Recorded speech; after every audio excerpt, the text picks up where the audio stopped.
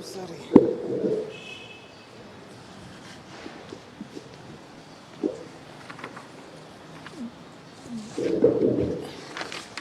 Okay, good afternoon, ladies and gentlemen of the press. Thank you for joining us here today. We are having a small press conference with my cabinet colleague, C.S. Matiang'i, the American ambassador, P.S. Julius Weru, Dr. Kagia, and Dr. Francis Muraya.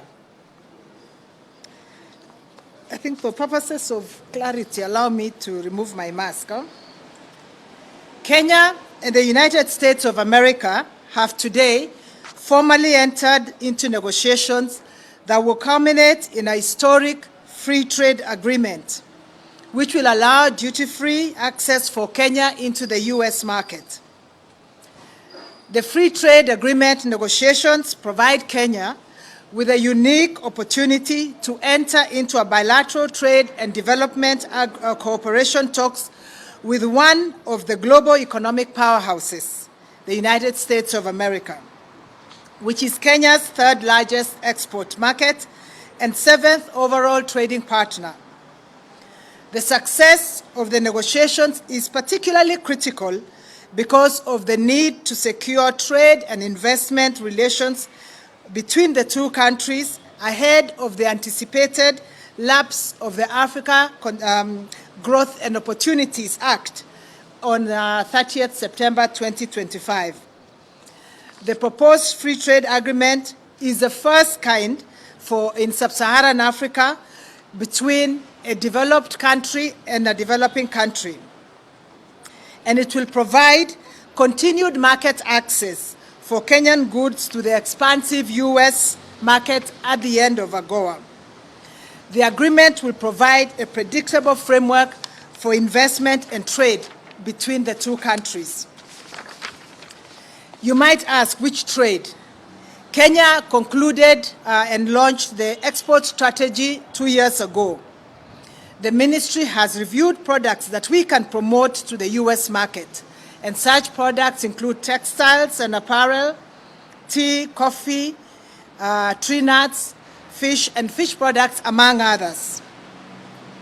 We estimate that if we can only capture 5% of the U.S. market for these products, we could increase our export revenue by more than 2 trillion shillings. We therefore expect that such an agreement will help us increase investment, both domestic and foreign. We also hope that through this free trade agreement, we can develop programs that will help us build the necessary capacity to address non-tariff barriers and other capacity challenges to grow value chains to facilitate exports with private sector investment support. Under the free trade agreement, we intend to collaborate with the U.S. to equip our agencies that deal with standards, technical regulations, and sanitary and phytosanitary measures to address the current concerns the U.S. has with regard to our products. Our negotiations will be ambitious, and they will cover all aspects of trade, including investments and services, and in our view, open up vast possibilities for Kenyan businesses to exploit. Both our countries have made public their negotiation objectives. These objectives contain aspirations and outcomes each country hopes to attain from the negotiations. The agreement we shall negotiate will take into account our differentiated status as a developing country and the U.S. as a developed country. For Kenya, the agreement must be an instrument of economic development that builds on the gains of AGOA. It will respect our multilateral commitments and will also safeguard our regional integration commitments within East Africa and the broader African continent. Kenya hopes that the agreement to be negotiated will be a forerunner and an inspiration to other countries in Africa with whom Kenya already has existing regional integration agreements, namely the East African Community, COMESA, and the recently concluded Africa Continental Free Trade Area. These negotiations, which we have just launched, albeit virtually, will be led by the Ministry of Industrialization, Trade and Enterprise Development. In developing our negotiation objectives, the ministry consulted widely and received inputs from many stakeholders, and we thank them for their input. Besides that, or in addition to that, we remain open to hearing the views of stakeholders as the negotiations proceed. The negotiations will begin tomorrow with a first round that will run for 2 weeks, and after that we shall evaluate it and we will program ourselves for future rounds. But it is our intention to do this expeditiously as possible, but we must be diligent to safeguard the interests of both countries. We would like to be able to make significant progress before the end of this year. I want to thank you so much for joining us for this event. And with your permission, Chair, may I invite the American ambassador to also make some remarks.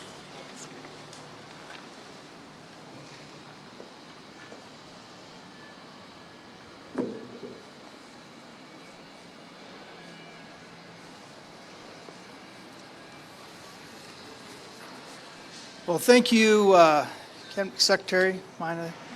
This is the beginning of something wonderful, and I just, before I go into my prepared remarks, this is a challenge, but it's a great opportunity. And if we, I think we have to encourage one another along the way, and I think when it gets tough, we have to say we can do this.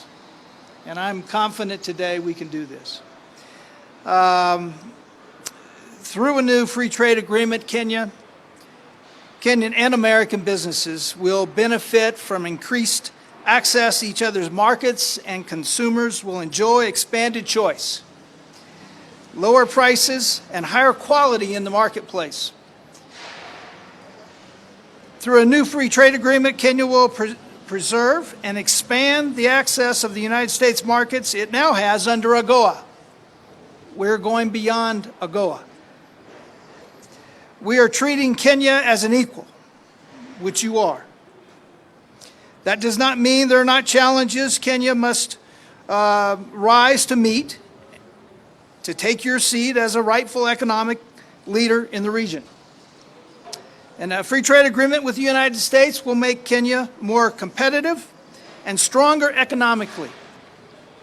By linking to the United States economy, the largest in the world, Kenya's companies will, one, regain market share in the ASC that has been lost to Asian competitors, gain access to markets currently out of reach, increasing consumer choice, improve efficiencies in market experiences, making Kenyan companies far more competitive across Africa and the world.